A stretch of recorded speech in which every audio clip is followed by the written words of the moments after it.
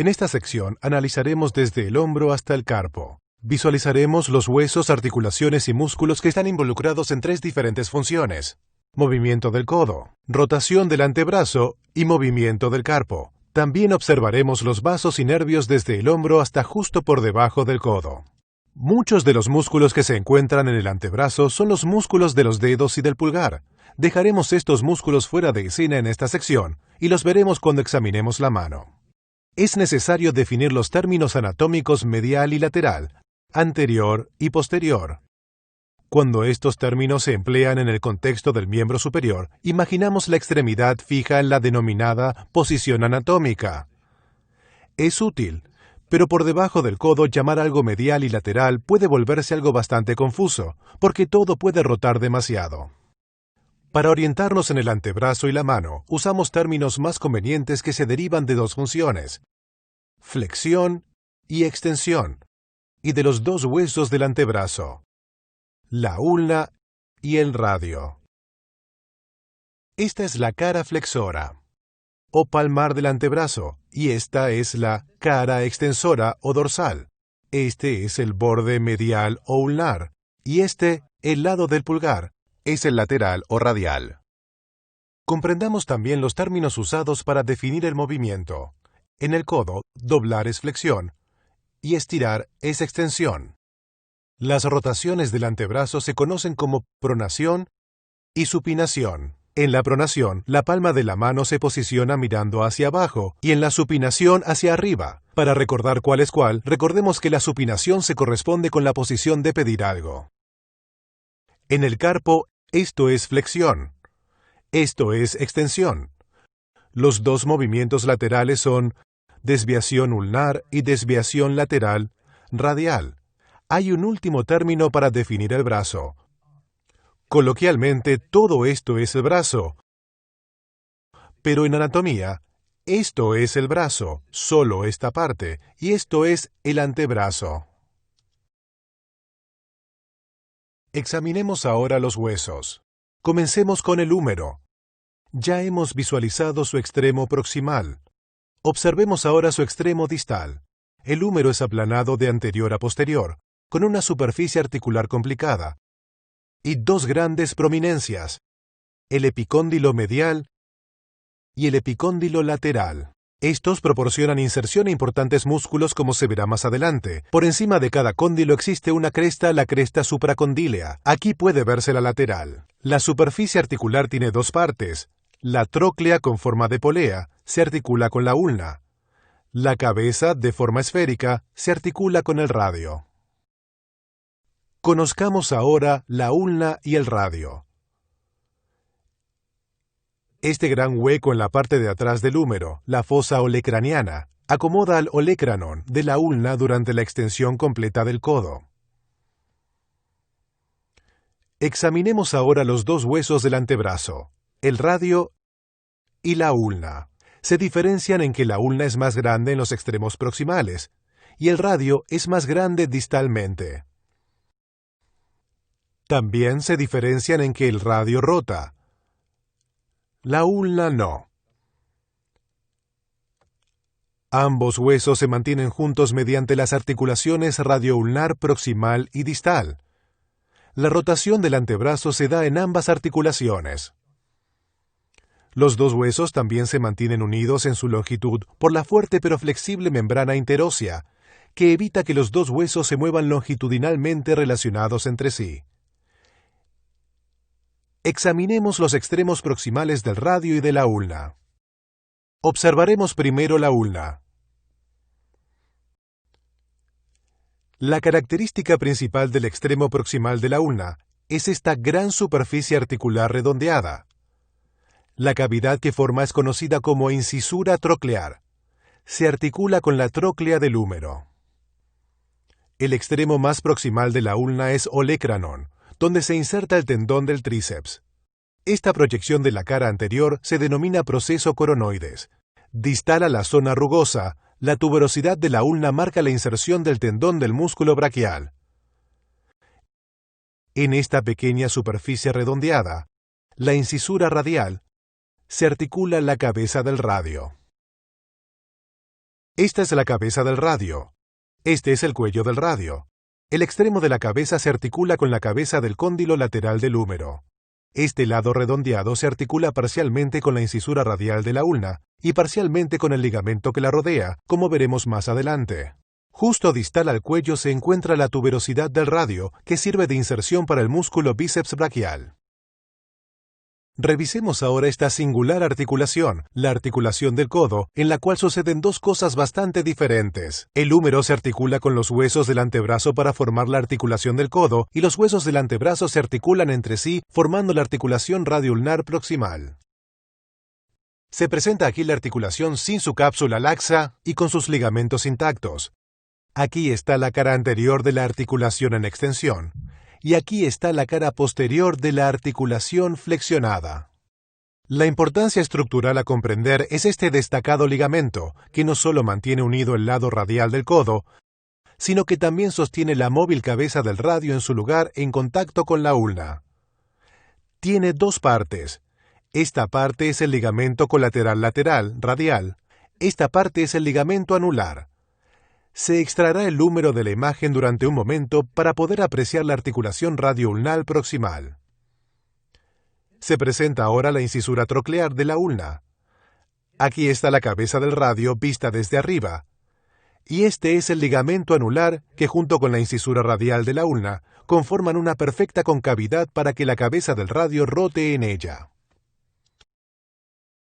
Aquí se aprecia el ligamento anular sin la cabeza del radio. Se une a los bordes de la incisura radial de la ulna. Tiene forma de copa no muy profunda, más ancha aquí que aquí, para acomodar la cabeza del radio no solo alrededor de aquí, sino también debajo de aquí. Por lo tanto, aunque la cabeza radial rota libremente, se encuentra encerrada. Regresemos ahora a la articulación del codo intacta y examinemos cómo se mantiene unida por estos dos ligamentos colaterales. El radial tiene su origen en el epicóndilo lateral. Se abre en abanico y se continúa con el ligamento anular. Las dos partes de este complejo ligamento mantienen el húmero y la cabeza del radio perfectamente unidos. Lo que se observa aquí no es el extremo del ligamento, sino el extremo cortado del tendón de origen de un músculo, el supinador, que emerge del ligamento. Lo veremos en un momento. Aquí se observa el ligamento colateral ulnar. Emerge del epicóndilo medial y se abanica en triángulo. Está unido a la ulna a lo largo del lado medial de la incisura troclear. Para completar la imagen de la articulación del codo, se presenta ahora con su cápsula intacta. Es delgada y abolsada anteriormente y posteriormente para permitir un rango de movimiento completo. También aquí se muestra una envoltura de cápsula articular muy flexible, entre el ligamento anular y el cuello del radio. La articulación del codo es estable, lo que significa que permanece unida por dos razones: por la fortaleza de los ligamentos, que ya hemos visto, y por la forma de los huesos. El húmero y la ulna se interrelacionan cercanamente y con profundidad. Sus superficies son redondeadas en dos planos, de anterior a posterior y de lado a lado. La articulación del codo y la articulación radioulnar proximal se consideran una sola articulación porque están contenidas en un espacio continuo. Por el contrario, las dos articulaciones que examinaremos a continuación, la radioulnar distal y la del carpo, están físicamente separadas a pesar de estar muy próximas entre ellas, por lo tanto, se estudiarán por separado. Para comprender la articulación radioulnar distal, deben revisarse los extremos distales del radio y de la ulna. La cabeza de la ulna tiene una superficie articular redondeada. Esta parte se articula con el radio. Y esta parte se articula con una estructura clave que veremos en un momento, el ligamento triangular. Este borde puntiagudo de la ulna se conoce como proceso estiloides del cúbito. El amplio extremo distal del radio tiene dos superficies articulares. Esta grande se articula con la fila proximal de los huesos del carpo para formar la articulación del carpo. Esta superficie menor se articula con la ulna. Esta punta es el proceso estiloides del radio. Aquí se encuentra la articulación radioulnar distal con su cápsula intacta. Y aquí sin la cápsula. Se presenta ahora la estructura que las mantiene juntas, el ligamento triangular, también conocido como disco articular. Se une al radio aquí y al proceso estiloides de la ulna aquí. Cuando el extremo distal del radio rota por encima de la cabeza de la ulna, el proceso estiloides del cúbito aporta el punto de rotación. Ahora se revisará la articulación del carpo. Aunque frecuentemente se hace referencia a la misma como una sola articulación, se trata de dos articulaciones muy unidas entre sí, la articulación radiocarpiana y la articulación mediocarpiana. Para entenderlas, observemos primero los huesos en esta dirección. 8 pequeños huesos forman el carpo. Distal al mismo se encuentran los huesos metacarpianos primero, segundo, tercero, cuarto y quinto. Los huesos del carpo se disponen en dos filas, una proximal y otra distal. Los huesos de cada una de estas filas se encuentran fuertemente unidos. Los 4 huesos de la fila proximal son el escafoides, el semilunar, el piramidal y el pisiforme, que reposa por sí mismo sobre el piramidal. El escafoides, el semilunar y parte del piramidal se articulan con el extremo distal del radio para formar la articulación radiocarpiana. La superficie distal de la fila proximal forma una escotadura cóncava profunda en la cual se articulan los huesos de la fila distal. Los huesos de la fila distal son el trapecio, el trapezoide, el capitado o grande y el ganchoso. El hueso grande y parte del ganchoso se proyectan proximalmente. Las bases de los 5 metacarpianos se articulan con la fila distal de los huesos del carpo. El primero, para el pulgar, se articula únicamente con el trapecio. Los otros 4 se articulan en una fila aquí. La fila distal de los huesos del carpo se articula con la fila proximal aquí, formando la articulación mediocarpiana. Las proyecciones del hueso grande y del ganchoso se articulan dentro de la escotadura de la fila proximal. Cuando se dan la flexión y la extensión en la muñeca, el movimiento sucede parcialmente en la articulación radiocarpiana y parcialmente en la articulación mediocarpiana. En las desviaciones medial y lateral, la acción sucede principalmente en la articulación radiocarpiana. Esta es la articulación del carpo, o mejor dicho, las articulaciones. Se han retirado la cápsula y los 2 ligamentos colaterales, aquí y aquí, se han dejado intactos. Aquí se encuentra la articulación radiocarpiana y aquí la mediocarpiana. El ligamento colateral lateral o radial discurre desde el proceso estiloides del radio al escafoides y su vecino, el trapecio. El ligamento colateral ulnar discurre desde el proceso estiloides de la ulna hasta los huesos piramidal y pisiforme. Aquí se localiza la articulación del carpo con la cápsula articular intacta. La cápsula articular es gruesa y fuerte alrededor de toda la articulación. En la cara dorsal, la cápsula forma el amplio ligamento radiocarpiano dorsal. En la cara palmar, forma el ligamento radiocarpiano palmar. A diferencia del codo, que permanece unido parcialmente por la forma interrelacionada de los huesos, el carpo se mantiene totalmente unido gracias a la fortaleza de sus ligamentos. Los 2 ligamentos colaterales mantienen los huesos juntos durante la abducción y la aducción, y los ligamentos radiocarpianos los mantienen juntos durante la flexión y la extensión. Asimismo, la fortaleza de los ligamentos radiocarpianos asegura que cuando el radio rote, la mano lo acompañe. En el húmero, aquí se localizan el epicóndilo medial con su cresta supracondílea y el epicóndilo lateral con su cresta supracondílea. Aquí se encuentran la cabeza del cóndilo y la tróclea. En la ulna proximal, aquí se localizan la incisura troclear, el olecranon, el proceso coronoides, la tuberosidad ulnar y la incisura radial. En el radio proximal, aquí se localizan la cabeza, el cuello y la tuberosidad radial. Veamos aquí el ligamento colateral radial, el ligamento anular, el ligamento colateral ulnar y la cápsula articular. En la ulna distal, aquí se encuentran la cabeza y el proceso estiloides. En el radio distal, aquí están la superficie para la ulna, la superficie para la articulación del carpo y el proceso estiloides radial. Aquí se localizan el hueso escafoides, el seminular, el piramidal y el pisiforme. Y aquí los huesos trapecio, trapezoide, grande y ganchoso. Aquí están los metacarpianos. En el carpo, aquí están el ligamento triangular, el ligamento colateral lateral, el ligamento colateral medial y los ligamentos radiocarpiano palmar y radiocarpiano dorsal.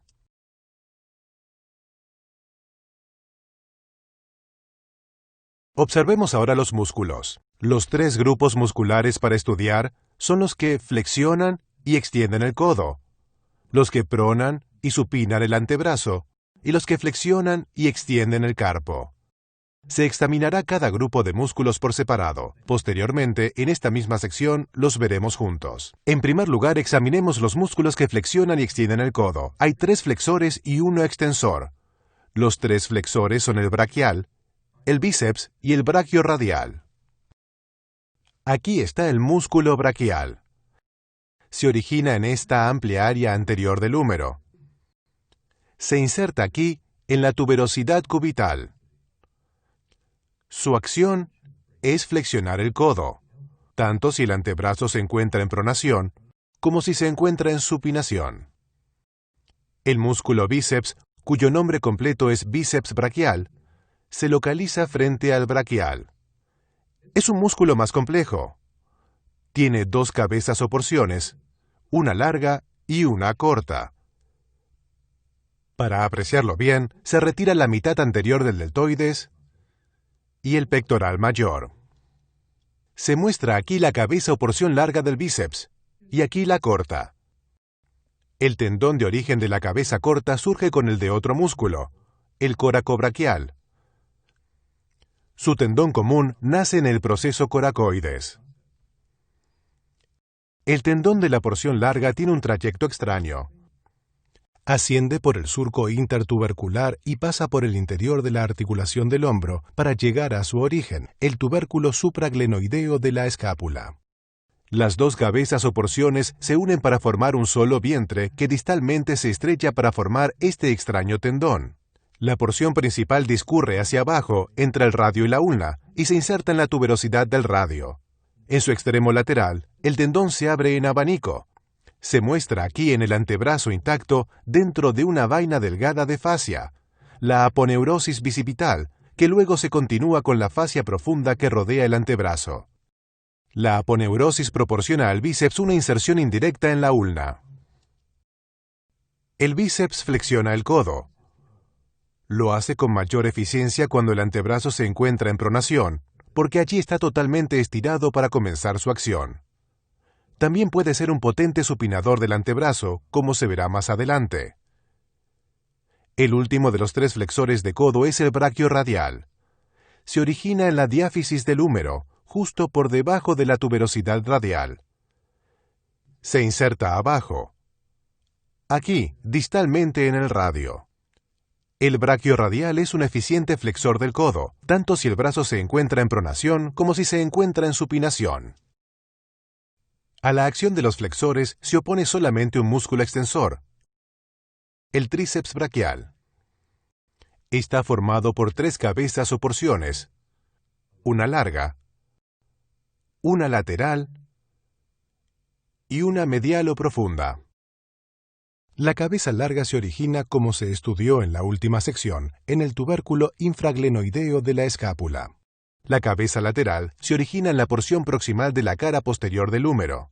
La cabeza medial tiene su origen en el borde medial del surco oblicuo del húmero. Como veremos más adelante, el nervio radial discurre muy próximo al húmero entre las cabezas lateral y medial del tríceps braquial. Las 3 cabezas del tríceps braquial se unen para formar este tendón macizo, que se inserta aquí en el olecranon.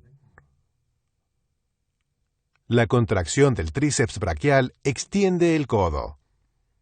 Para completar este tema es necesario mencionar este pequeño músculo, el anconio. Su trayecto abarca desde el epicóndilo lateral hasta la cara lateral proximal de la ulna.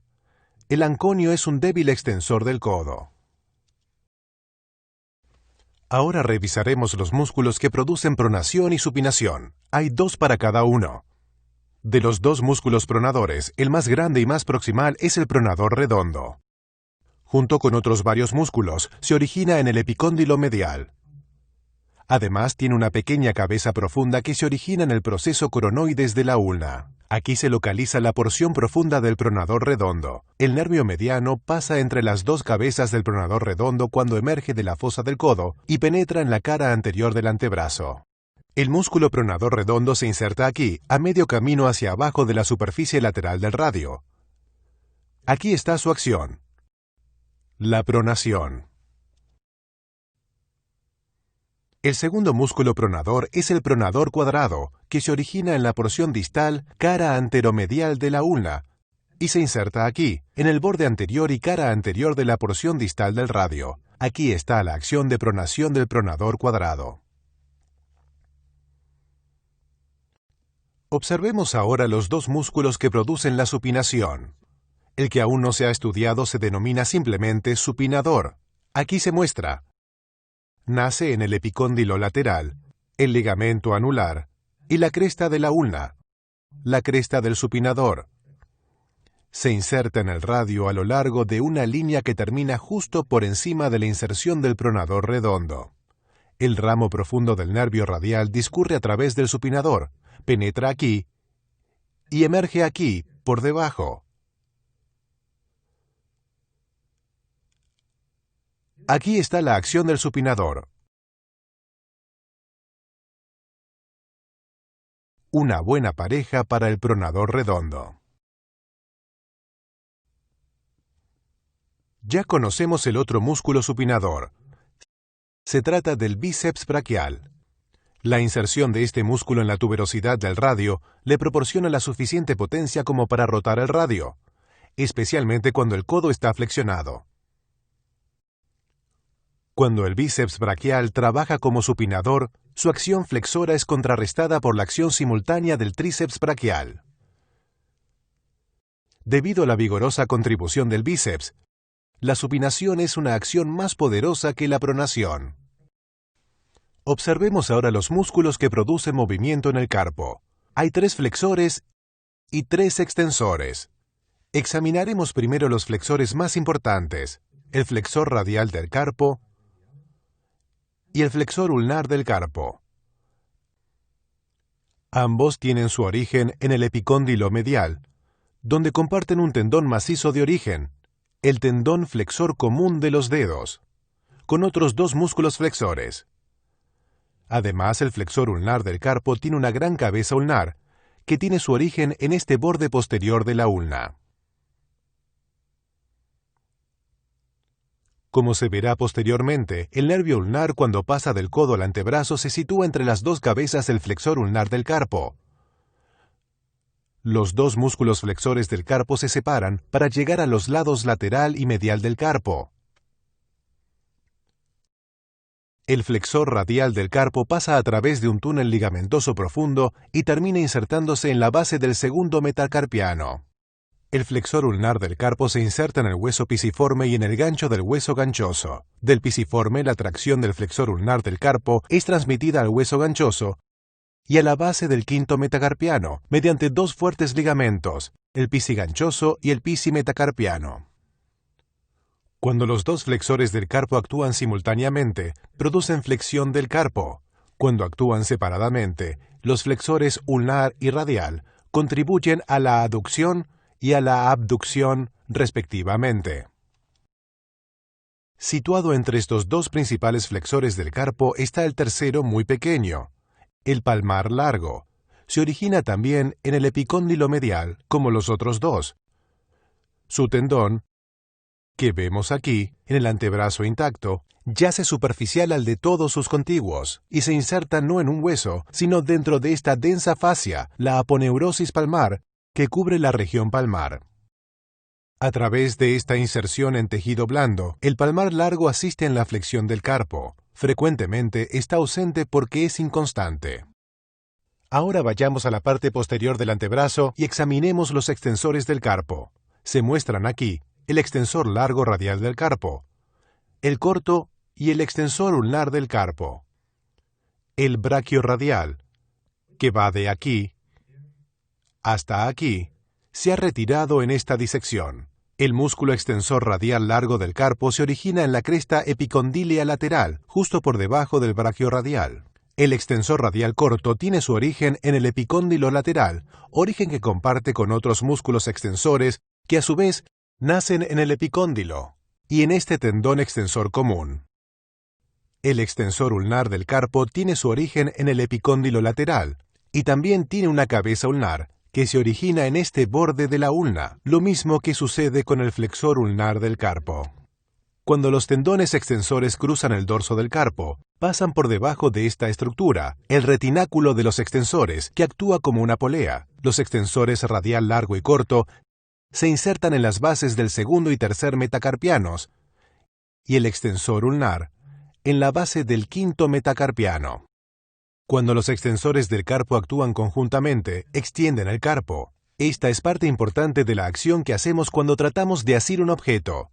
Los poderosos músculos de agarre, cuyos tendones discurren sobre el dorso del carpo, están laxos y débiles cuando éste se flexiona, pero se tornan tensos y poderosos cuando éste se extiende. Cuando los extensores radiales o el extensor ulnar se contraen por separado, asisten en la abducción y la aducción del carpo respectivamente. Esto lo hacen en conjunto con los músculos flexores del carpo correspondientes, ya sean radiales o ulnares. Es útil estudiar los músculos función por función, como hasta ahora. Sin embargo, también es útil ver cómo todos ellos se superponen y se acomodan. Si desea utilizar esta revisión como evaluación, apague el sonido.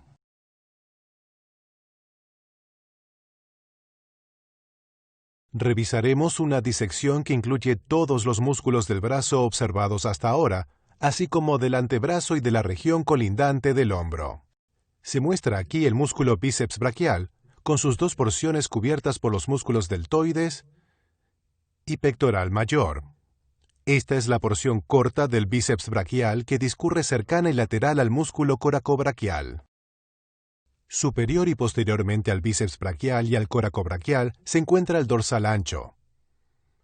Aquí se muestra el braquial anterior hacia su inserción en la ulna, y este es el bíceps braquial en su trayecto hacia el radio. Aquí se localiza el pronador redondo, cruzando por encima desde el epicóndilo medio hacia el radio. También con origen en el epicóndilo medial, aquí se localizan el flexor radial del carpo, el palmar largo y el flexor ulnar del carpo. Este es el músculo pronador cuadrado, el más profundo de todos. Se revisará ahora el grupo posterior del brazo. Aquí se encuentra el músculo tríceps, con su porción larga saliendo del hombro y cubierto por el músculo deltoides. Estos son los músculos redondo mayor y otra vez aquí dorsal ancho, ambos localizados por delante del tríceps braquial. Este es el músculo tríceps braquial dirigiendo su tendón de inserción al olecranon. Aquí se localiza el brachiorradial, dirigiéndose hacia su inserción en el radio, aquí. Se observan aquí los músculos extensor radial del carpo, el corto, y el extensor ulnar del carpo. Profundo a todos los músculos que comparten el tendón extensor común, se encuentra el supinador. Llegados a este punto, la visión general del antebrazo se ha completado en algunas de sus funciones, aunque está incompleta en otras. Por ahora lo dejaremos aquí. Volveremos al antebrazo en la próxima sección para poder examinar los importantes músculos que aún no hemos estudiado, los músculos largos de los dedos y del pulgar.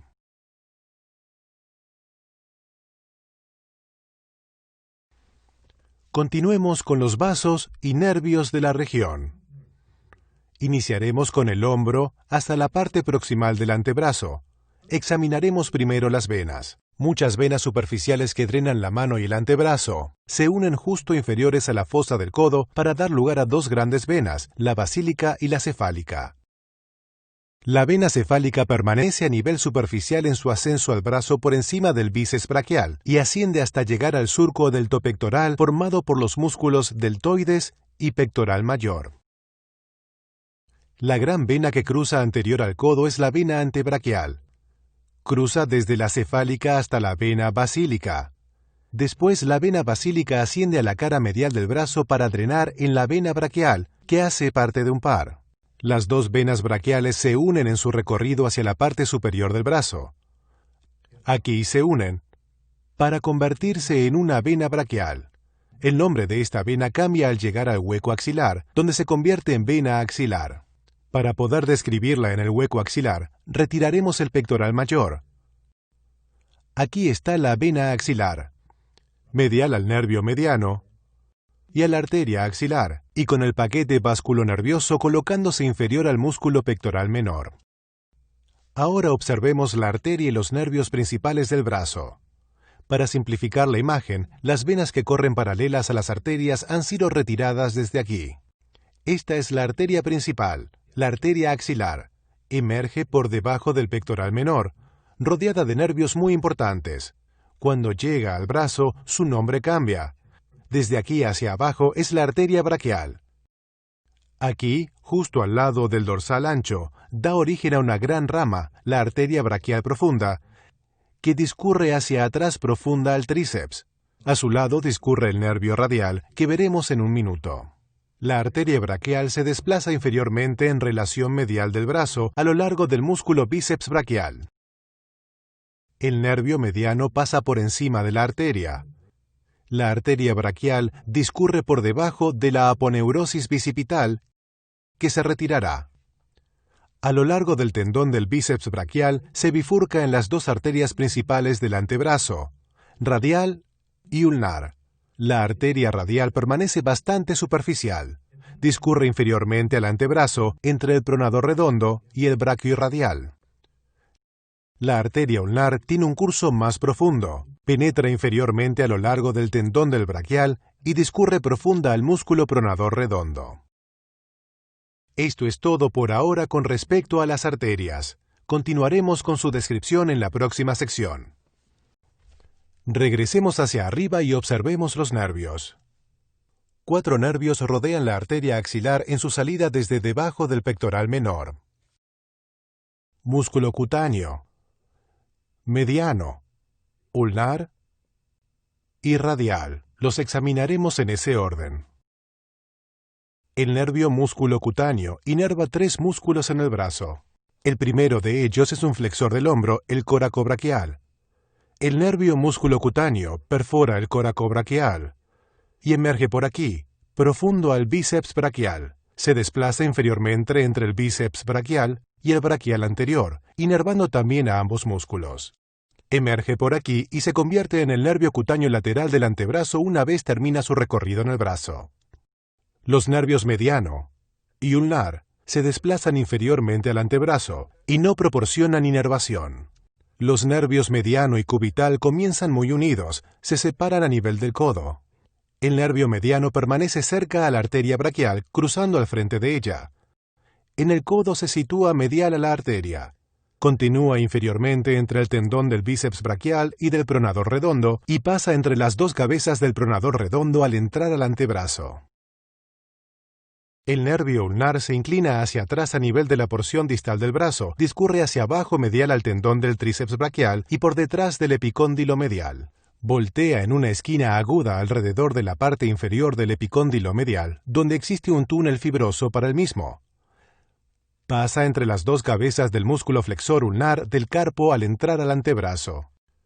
Una vez alcanzan la parte inferior del codo, los nervios mediano y ulnar se tornan responsables de la inervación de todos los músculos flexores y pronadores del antebrazo. De los músculos que hemos revisado hasta ahora, el nervio mediano inerva 4, el pronador redondo, el flexor radial del carpo, el palmar largo y el pronador cuadrado. El nervio ulnar inerva uno de los músculos que hemos examinado hasta ahora, el flexor ulnar del carpo. Finalmente, examinemos el nervio radial. Tiene un largo curso oblicuo, desde aquí, circularmente hasta aquí. Justo aquí arriba, el nervio radial se sitúa posteriormente al resto de vasos y nervios. Justo por debajo del dorsal ancho, retrocede entre las porciones larga y medial del tríceps. Para seguir su curso, es necesario retroceder y encontrar el mismo sitio atrás. Aquí se encuentra la porción larga del tríceps braquial. Aquí la porción medial. Y aquí el nervio radial. Para observar hacia dónde continúa, se retira la porción larga del tríceps. Al pasar alrededor del húmero, se sitúa directamente sobre el hueso. Discurre entre las porciones medial y larga del tríceps. Luego pasa por debajo de la porción lateral para salir por aquí, todavía pegado al hueso, por encima del braquio radial. Cubierto por el braquio radial, llega al epicóndilo lateral, donde se divide en un ramo profundo o motor y otro superficial o ramo sensitivo. Por ahora, esto es todo con respecto al nervio radial. De los músculos que hemos revisado, el nervio radial inerva el tríceps braquial, el anconio, el braquio radial, los 3 extensores de muñeca y el supinador. Para terminar esta sección, revisemos brevemente primero los vasos y después los nervios, desde el hombro hasta el codo.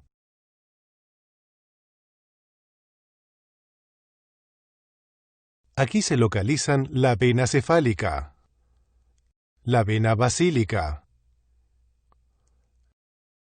la vena anteulnar, la vena braquial y la vena axilar. Aquí se encuentran la arteria axilar, la arteria braquial y la arteria braquial profunda. En el codo, la arteria radial y la arteria ulnar. Ahora es turno de los nervios. Se observan aquí el nervio musculocutáneo, el nervio mediano, el nervio ulnar y el nervio radial, con su ramo superficial y su ramo profundo. Así llegamos al final de esta sección. En la próxima sección, continuaremos con una parte muy importante del miembro superior, la mano.